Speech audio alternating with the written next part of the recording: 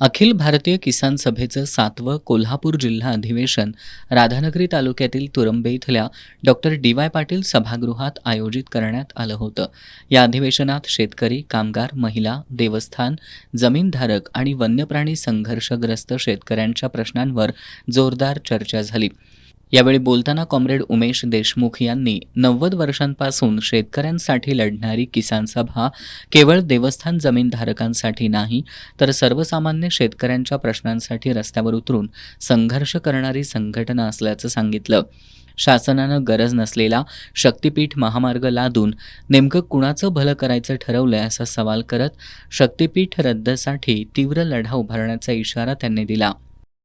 या कोल्हापूर जिल्ह्यामधून जात असलेला शक्तीपीठ महामार्ग जो आहे, त्या शक्तीपीठ महामार्गाला अखिल भारतीय किसान सभेनं पहिल्यापासूनच विरोध केलेला आहे.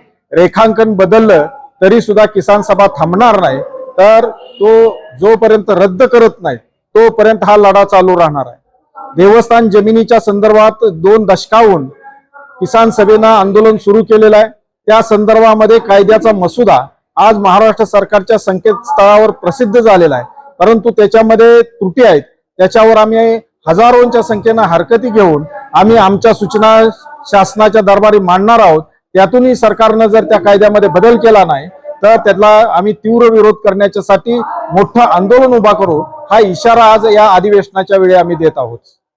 कॉम्रेड डॉक्टर उदय नारकर यांनी शेतकरी संघटनांची एकजूट काळाची गरज असल्याचं सांगितलं.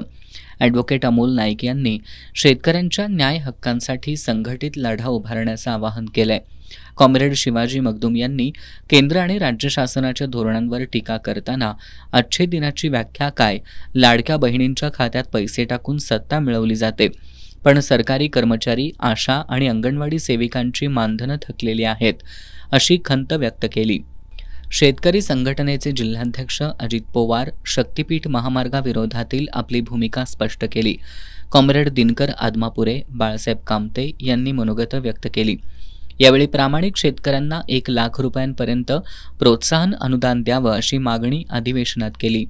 अधिवेशनात शेतकऱ्यांच्या विविध प्रश्नांवर तब्बल 18 ठराव मंजूर करण्यात आले. मानव आणि वन्यप्राणी संघर्ष, हमीभाव कायदा, महिला शेतकऱ्यांचे अधिकार, देवस्थान जमिनी, प्रोत्साहन अनुदान, ऊस दर आदी प्रश्नांवर संघटित लढा उभारण्याचा निर्धार यावेळी व्यक्त करण्यात आला. अधिवेशनाला जयवंत तिकडे, दशरथ दळवी, सम्राट सावंत, रामचंद्र कळंबेकर, राजू आळवेकर, चंद्रकांत कुरणे यांच्यासह जिल्हाभरातील पदाधिकारी, कार्यकर्ते आणि शेतकरी उपस्थित होते.